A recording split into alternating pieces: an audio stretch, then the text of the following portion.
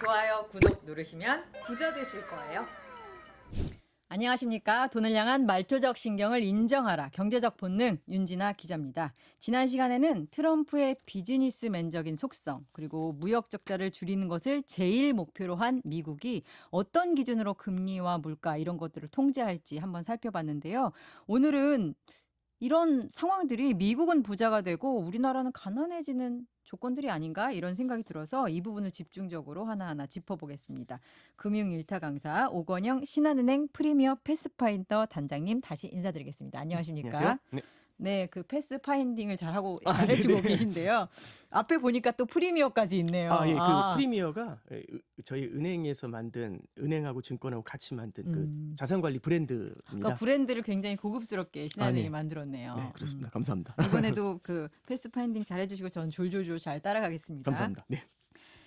오직 미국만 부강해지는 것일까요? 라는 생각이 듭니다. 네. 일단 트럼프는 그렇게 해서 성공을 했고요. 네. 하지만 그 내용들을 보면 관세 때리지, 무역 적자 우리 다시는 안 볼 거야. 니네 잘 사는 나라인데 왜 미국은 거기 가 있는데 돈을 그거밖에 안 내?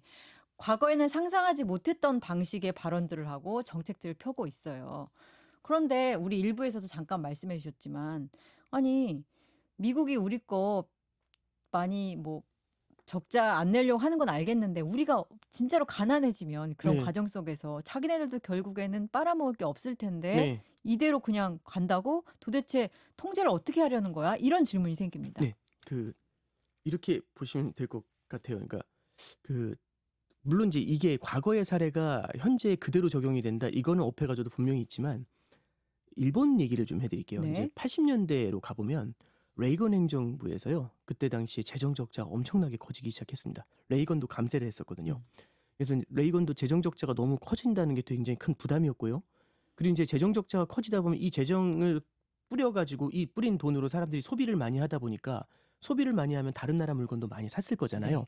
그래서 그때 당시 어느 나라 물건을 많이 샀냐면 서독하고 일본 물건을 많이 샀어요. 네. 특히 철강, 그다음에 자동차 이런 것들. 그래서 일본 자동차가 그때 미국에서 엄청 인기가 많았죠.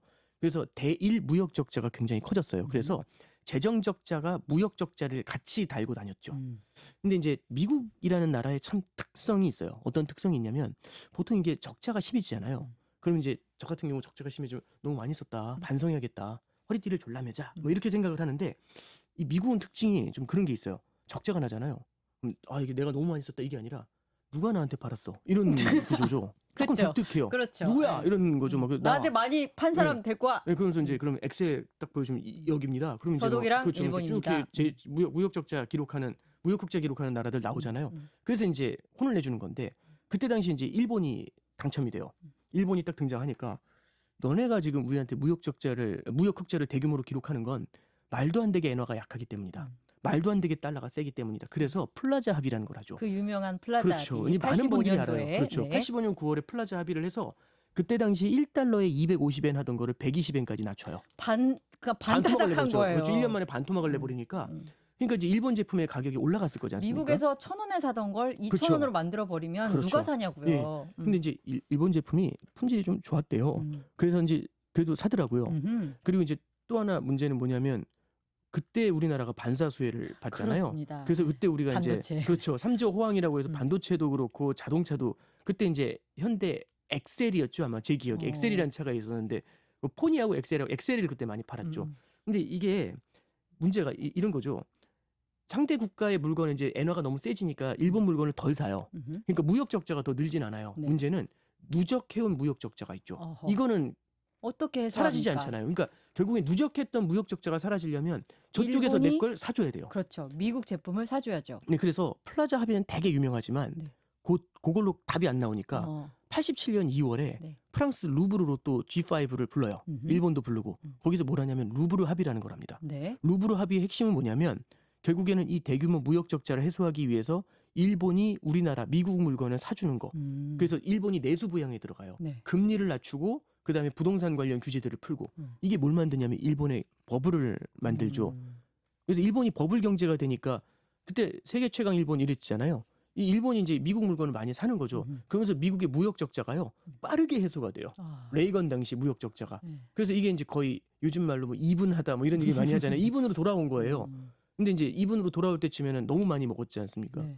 이게 그리고 뭐 미국에 뭐 그때 록펠러 타워도 사고 콜롬비아 영화사 사고 뭐 이런 유명한 사례들이 있었잖아요. 그때는 일본이 정말 대단해 보였죠. 다이아드에 보면 그 빌딩도 일본 사람 그 그렇습니다. 나왔었잖아요. 그러니까 어쨌든 뭐 이제 말씀 이상하셨네요. 근데 이제 그런 케이스들을 보면은 그때 당시에 결국에는 일본이 버블 경제를 만들면서 사줬잖아요. 이러면서 미국의 무역 적자를 해소했었던 그러니까 그 그런 기억이 부분을 있어요. 사람들이 많이 몰라요. 그러니까 그렇죠. 그러니까 통화의 가치 부분만 많이 얘기하고 이미 많이 쌓였던 적자를 어떻게 해소할 것인가. 그래서 미국이 어떤 작업을 벌일 것인가에 대한 사람들이 네. 생각을 많이 안 하더라고요. 네. 그 부분이 무서운 것 같아요. 네, 그렇죠. 네. 그때 당시에 그 일본하고 협상을 할 때 실무진 중에 미국의 실무진 중에 라이트 하이저라는 사람이 있었대요. 어휴, 그분이 1기 트럼프 행정부 때도 미국 무역 대표국 있잖아요. USTR. 네. 그쪽에 있었고 그다음에 이번에도 USTR 대표로 다시 들어왔어요. 그러니까요. 그분이 이제 쓴 책 중에 네. 자유무역이라는 환상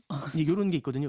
제목 정말 직관적이네요. 저기 그래서 올해 제가 작년부터 저도 그분 봐야겠네요. 코멘트 이렇게 저도 캐치업 하고 있거든요. 네. 인터뷰했던 거 보면은 신문 기사에서 이제 인터뷰한 것들을 좀 이렇게 쭉 한번 라이트 하이저라고 놓고 네이버에서 그냥 기간 딱 놓고서 검색해 보시면 이 사람이 했었던 얘기들이 좀 많이 나와요. 그 중에 뭐가 있냐면은 지금 달러가 말도 안 되게 강하다. 이건 기울어진 운동장이다. 뭐 이런 얘기. 그리고 FTA를 재협상할 수 없다는 환상에서 벗어나라. 어떡해. 얼마든지 다시 해야 된다. 뭐 이런 얘기죠. 그러니까 네. 이거는 구조적 자체로 미국한테 불리한 게임이었다. 뭐 이런 얘기예요. 그래서 달러도 약세로 만들어야 된다. 그래서 또 혹자는 거기 이제 제2의 플라자 합의 뭐 이런 얘기까지 이제 살짝 섞여 나와요. 근데 이제 물론 라이트 하이저도 제2의 플라자 합의는 80년대 얘기다. 그때하고 지금은 시대 상황이 다르기 때문에 그렇게는 불가능한데 이런 얘기를 하죠. 근데 플라자 합의 같은 경우는 엔화를 반토막 내버렸잖아요. 엔화 환율을. 그렇게는 지금 할 수가 없어요. 왜냐하면 금융시장 자체가 너무 사이즈가 커져서 미국이랑 몇몇 국가가 짬짬이 먹고서 통화를 갖다가 흔들어 놓기는 쉽지 않거든요. 근데 대신에 일정 수준의 변동은 줄 수가 있죠. 그렇겠죠. 예, 그래서 이제 플라자 합의급은 아니지만은 그래도 달러 약세에 대해서는 고민해 볼 필요가 있다. 이런 얘기들을 좀 하고 있어요. 네네. 그럼 이제 이렇게 쭉 말씀드렸는데 결국은 상대 국가가 내 미국 물건을 사주려면 상대 국가가 또 이제 한번 힘을 얻어야 될 때가 있어요. 이 국제금융시장에서 저도 뭐 약간 별로 안 좋아하는 얘기지만 양털깎기라는 말이 있습니다. 아, 네. 양털깎기의 핵심은 뭐냐면 양의 털을 깎으려면 이 죽이면 안 되죠. 어린 양을 가자마자 이렇게 깎아봤자 아무것도 없잖아요. 복실복실 키워야 돼요. 되게 이제 털도 복실복실해가지고 윤기가 자라면 좋게 그렇죠. 하려면은 잘 먹여야 합니다. 그렇죠. 네. 복실복실한 쫙 깎아버리잖아요. 그래서 양털깎기 대표 케이스가 이제 일본이었다라고 이제 많이 얘기를 하는 거죠. 그러면 트럼프 행정부 하에서도 그러면은 과연 어떤 정책들이 나올까? 관세로 으름장을 놓으면서 상대편의 국가들이 오케이 미국 물건을 많이 사줄게요. 그러면서 경기 부양에 들어가고 이런 그림이 그려지네요. 그려질 수도 있죠. 그래서 그럴 때는 달러 약세와 함께 경기 부양 이런 것들을 갖다가 고민해 볼 수도 있겠죠. 참고로 그래서 아까 2016년 이제 일부에서 2016년, 17년 그런 얘기 해드렸잖아요. 네. 트럼프 행정부에서 2017년은요 1년 내내 달러가 약했어요. 그리고 다른 나라 성장이 더 강했고 미국보다. 그러면 이제 트럼프가 생각하는 좋은 예. 그림이네요. 그렇죠. 이제 그럼 어쨌든 그러니까 이게 이거죠. 저 나라가 잘 되고 못 되고는 아무 상관 아이 돈 케어예요. 그냥 나한테만 내 잘 물건 되면 사주면 돼. 되는 그렇지. 거죠. 예. 근데 그러기 위해서는 굉장히 다양한 옵션들이 있는데 어허. 그 옵션 중에 하나는 저 나라가 또 잘 돼가지고 내 물건 사준다. 이런 것들도 옵션으로 고민해 볼 수가 있어서 우리가 그거 있잖아요. 무조건 트럼프는 다른 나라 다 힘들게 만들 거야. 네. 그러니까 힘들게 만드는 건 맞는데 결국에는 나한테 이익이 된다면 저 친구도 잘 살게 만들 수도 있죠. 그러니까 여러 개의 옵션들을 갖다가 우리가 고민할 수가 있다는 겁니다. 근데 여기까지 얘기를 들으면 옵션보다는 저는 걱정이 먼저 드는 게 우리는 내수 시장도 약하고 미국한테 일본은 사람이 일단 내수 시장이 크잖아요. 그리고 당시 플라자 합의가 될 수 있었던 배경 중에 하나도 자신감이 있었기 때문이잖아요. 우리 이 정도는 되는 나라야. 근데 우리나라는 내수도 작아. 미국에서 수입해서 사올 만한 게 그렇게 맞나 싶기도 하고요. 그래서 걱정이에요. 그래서 옵션, 카드, 랄게 우리 경제에 많이 있을까요? 그러니까 지금 제가 일부에서도 말씀드렸지만 그때하고 달라진 거는 트럼프라는 사람을 겪어봤다라는 게 우리한테는 되게 중요한 자산이 될 수가 있잖아요. 그래서 보면은 1기 트럼프 행정부 때 한미 FTA를 재협상했거든요. 네. 2007년에 그때 한미 FTA가 있었고 10몇 년 만에 그때 당시 이제 한미 FTA를 재협상했는데 한미 FTA 재협상할 때 아까 말씀드렸던 라이트 하이저도 들어왔고 그래서 굉장히 많은 요구 사항이 있었대요. 네. 근데 이제 우리 쪽에서 되게 신속하게 대응을 한 거죠. 다른 나라 미적미적 하는데 우리가 되게 빠르게 신속하게 대응을 하니까 그때 이제 철강 수출에 쿼터제 적용하는 정도 이런 것들 치명적인 거 몇 개 정도를 제외하면은 거의 대부분을 다 선방. 드랍을 시킬 수 있었죠. 어허. 그래서 일단 가장 빠르게 FTA 재협상을 끝냈고 신속하게 그래서 이제 그쪽한테 이제 만족감을 준 거죠. 그래서 일기 때 잘 지나간 거죠. 그때 당시 멕시코, 유럽 이런 데는 좀 느렸거든요. 맞아. 늦게 한 데가 오히려 조건이 안 좋았다고 들었어요. 아니 그러니까 저도 직관적으로 생각할 때 제가 트럼프예요. 딱 그 대통령 취임을 했어요. 그래서 이제 딱 관세를 때리겠다고 하는데 이제 사람들이 기다릴 거지 않습니까? 그래 어디부터 벌써 뭐 이제 성과가 나오나 이걸 기다리는데 1년 있다 나오는 것보단 들어가자마자 한 달 만에 성과가 나왔다. 아. 이게 스몰 석세스잖아요. 우리가 그러면 딱 거기에 딱 그러니까 편승하여. 예를 들어 그러니까 저도 말씀드리고 싶은 게 이런 거죠. 사람 저기 선생님이 우리 반에 있는 애들을 찍었는데 저도 찍혔어요. 근데 이제 찍힌 사람 입장에서 저 혼자 찍히는 게 좋을까요? 아니면 여러 명 같이 찍히는 게 같이 좋을까요? 찍히는 게 찍혀야죠. 좋죠. 같이 찍히면 사람인 이상 더 나쁜 놈, 덜 나쁜 놈이 분명히 존재해요. 그럼 이제 저의 전략은 딱 그거죠. 덜 덜 나쁜 나쁜 사람이 놈이 되자. 돼야죠. 찍힌 건 답이 없. 그러니까 결국에 우리나라는 아까 말씀하신 것처럼 흑자를 내야 되잖아요. 그럼 뭔가로라도 좀 이게 좀 좋은 점이 좀 드러나야 되지 않습니까? 그래서 이제 트럼프 일기 때는 아베 같은 경우는 일본도 대미 열심히 무역 했죠. 흑자가 있으니까 넘어가지고 골프 치면서 골프도 상납하고. 이런 거 얘기도 해주면서 굉장히 데이터를 많이 준비했대요. 음. 그러면서 이제 막 골프 치다가 갑자기 이렇게 일본이 미국한테 도움을 준다. 이제 이런 걸 진짜 되게 많이 보여줬다고 하죠. 그러니까 트럼프 당신 천재라고 이제 이런 얘기를 했었던 이제 그런 이제 얘기들이 좀 나옵니다.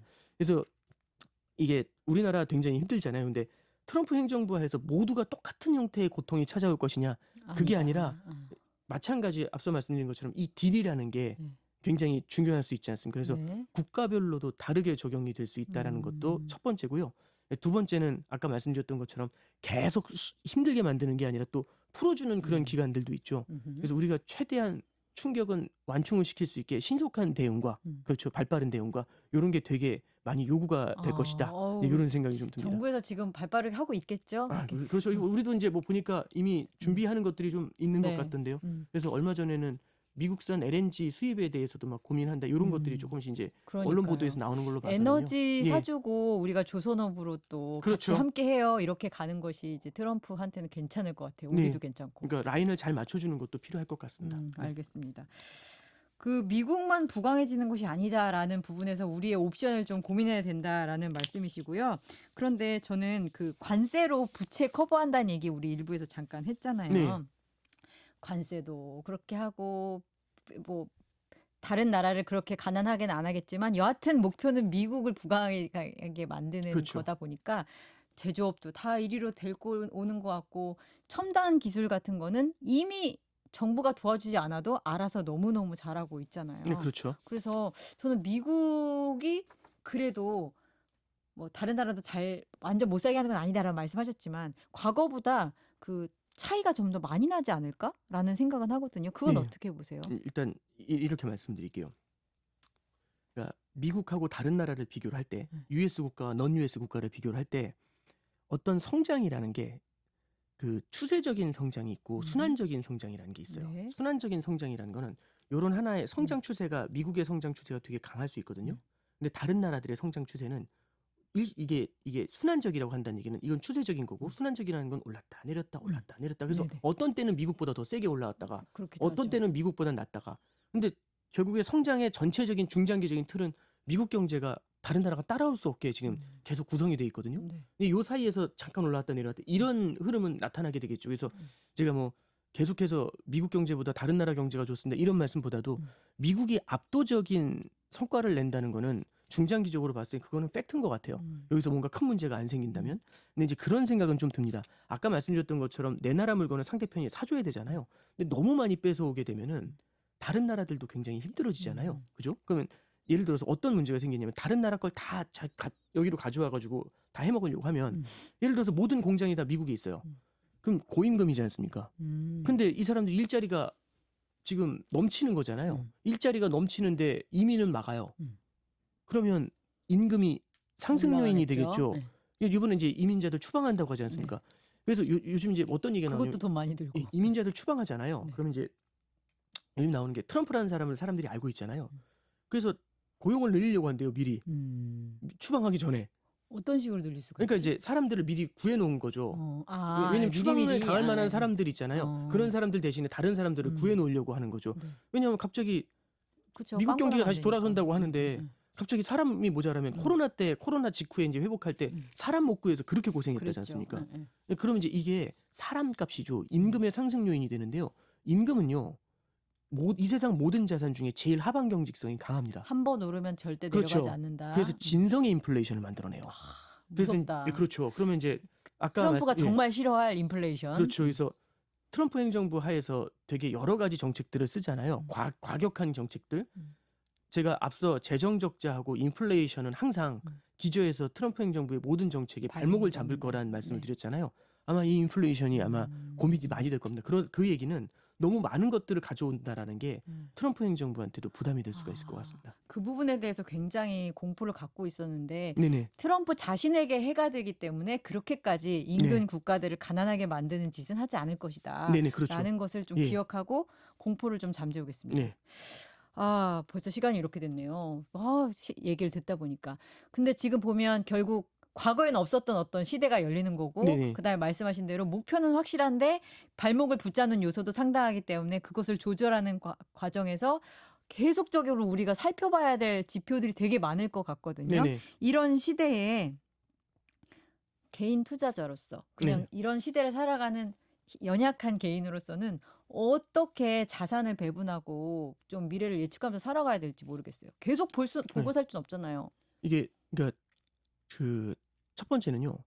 시장의 난이도가 너무 높아진 것 같아요. 높아요. 예, 그러니까 이제 요즘 보면은 그 입시도 일타 강사들 막 등장하고 좋아지니까 제가 보고서 진짜 공부하기 좋겠네.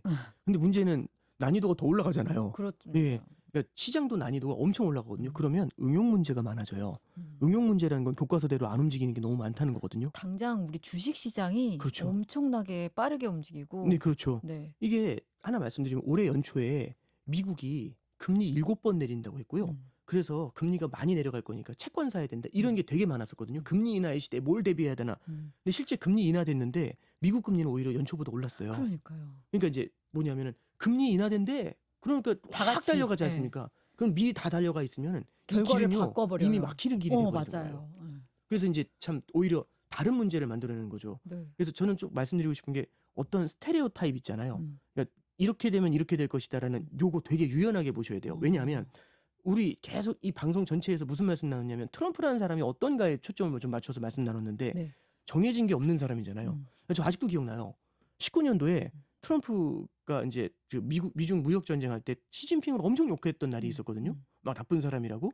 근데 그 다음 날 시진핑과 자기는 둘도 없는 친구래요, 갑자기. 아니 이게 황당하지 않습니까? 근데 이제 요즘은 우리 이제 많이 겪어보니까 그럴 수 있는 사람, 그럴 수 있죠. 뭐 이제 이런 느낌. 하던 대로 했네. 어제 저기 오늘의 친구 얼마든지 될 수 있잖아요. 그러니까 이제 트럼프는 그래서 뭐 강달러, 약달러 이런 거를 픽스 시키는 사람이 아니라는 얘기죠. 네. 그러면 이제 말씀드렸던 것처럼 무언가 한쪽으로 트럼프는 이럴 거야라고 해서 한쪽으로 확 몰려가 있잖아요. 그럼 반대쪽에서 빈집털이 당할 수가 있습니다.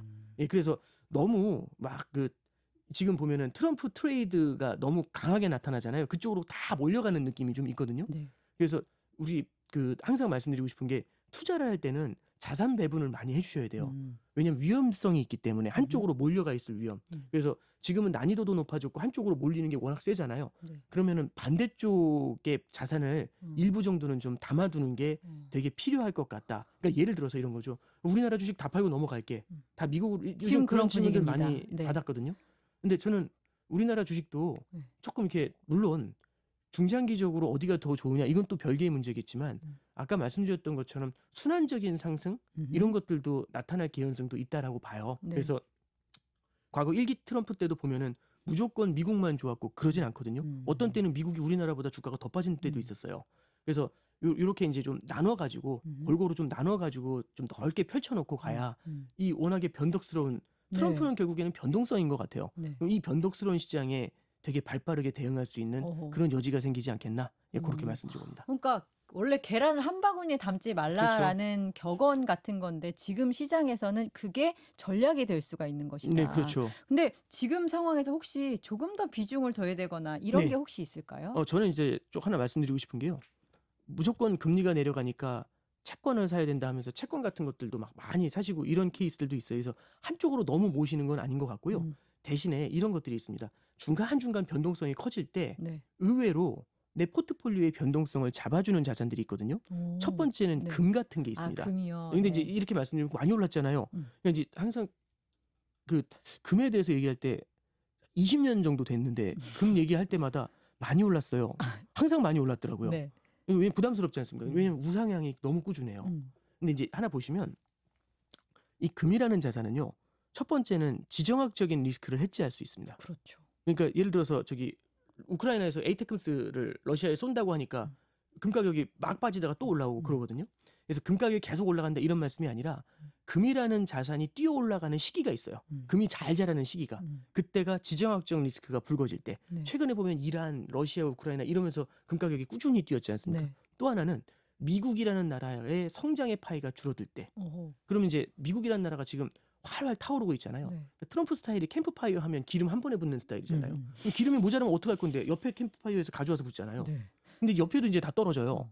그러면은 앞에 되게 뜨겁다가 이게 서서히 식지 않습니까?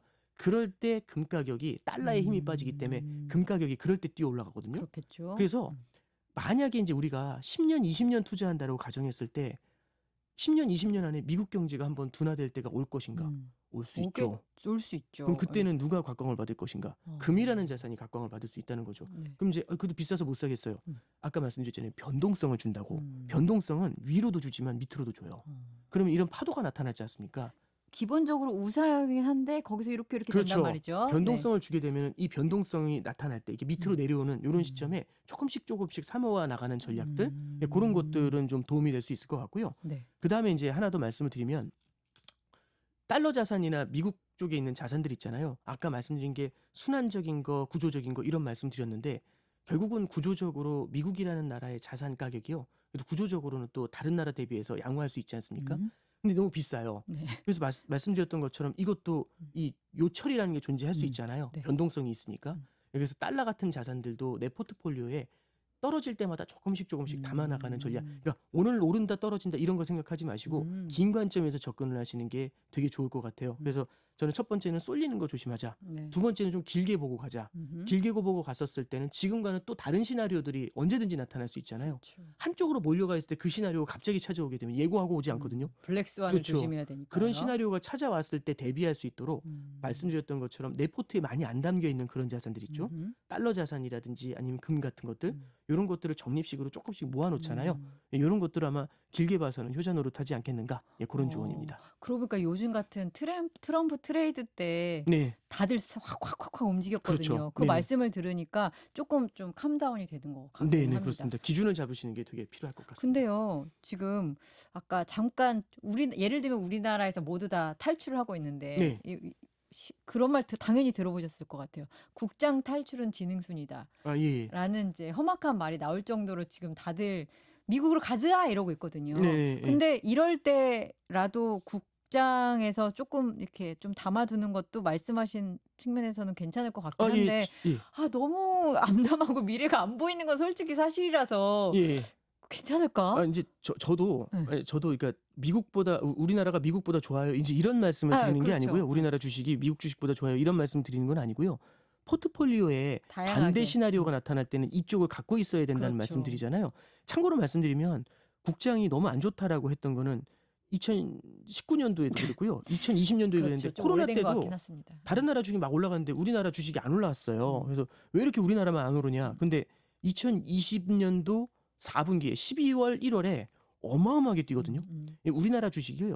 우리나라 주식의 특징이 이게 성장이 나타날 것 같다라고 하잖아요. 그럼 계속 이게 눌려 있다가 나타날 것 같다라고 한 번씩 세게 캐치업을 할 때가 생겨요. 그래서 2017년도 아까 말씀드렸는데 그때가 이미 5년간 이어져 왔었던 박스였거든요. 그놈의 1950에서 2500, 2150 네. 장기 박스를 벗기고 2600까지 올랐었어요. 그래서 이제 그렇게 또 한 번씩 이렇게 계속 뛰는 게 아니라 계속 힘들어하다가 한 번씩 세게 또 뛰어 올라와 주는 시기들이 있거든요. 네. 그래서 포트폴리오에다가 그 반대편의 자산으로 또 일부 정도는 좀 고민해 볼 필요는 있다. 이 정도입니다. 알겠습니다. 네. 워낙에 다들 울고 있어가지고 한번 네네. 여쭤본 질문이었거든요. 근데 단장님의 말씀을 들으면 단장님은 뭔가 이제 단장님 책에서도 되게 자주 나오는 네. 은유이긴 한데 어항을 보자라는 예. 말씀을 되게 많이 하십니다. 그러니까 그 제반 조건, 뭐 금리가 대표적이겠죠. 금리 같은 거 보면서 상황을 살펴보라는 말씀 많이 하시는데 단장님의 말씀도 뭔가 이제 그때그때 변하는 어떤 이슈보다는 정말 크게 보고 좀 길게 보라는 말씀이셔가지고 더 이해가 잘 되는 것 같아요. 예. 진짜 이게 저기 어렸을 때 물고기 잡으러 이렇게 가보면 그 초등학교 3학년짜리가 이렇게 족대라고 해서 그물 있잖아요. 네. 그거 들고 물고기 쫓아다니면 한 마리도 못 잡아요. 물고기가 저보다 빠르거든요. 와르르 가고. 예. 근데 잡는 방법은 어항 같은 데다 이렇게 떡밥 발라가지고 어디다 이렇게 구석에 넣어놓으면 많이 들어오잖아요. 그러니까 그렇죠. 핵심은 따라가는 게 아니라 길목을 잡고서 시간을 투자하면서, 그러니까 시간이라는 비용을 치르면서 그 낚시질을 하는 게 맞지. 이걸 갖다가 막 계속 여기 옮겨가고 저기 옮겨가고 이럴 때마다 오히려 되게 어려워지는 상황들이 나타날 수 있습니다. 그쵸. 난이도가 높을 때는 더더욱이요. 네. 난이도가 높은 시장이기 때문에 이런 시점에서 우리 패스파인더 해주신 패스파인더로서 역할을 해주신 오건영 단장님의 말씀이 좀 더 의미가 깊었던 것 같습니다. 오늘 들으신 내용 거시적인 상황 이해가 되시고 그동안 우리가 가졌던 편견도 많이 되게 논리적으로 해소해 주셔가지고 예, 너무너무 감사합니다. 감사합니다. 다음에 또 오셔서 우리 불확실성이 조금 트럼프가 이제 임기를 시작하고 정책들을 구체적으로 내기 시작하면 저거는 그래도 좀 불확실성이 해소된 측면이 있어라는 시기가 좀 올 거 아니에요. 네네. 그때도 좀 길잡이 좀 해주시죠. 알겠습니다. 절벽에서 네. 제가 기다리고 있겠습니다. 알겠습니다. 네네. 여기까지 드릴게요. 감사합니다. 네, 감사합니다.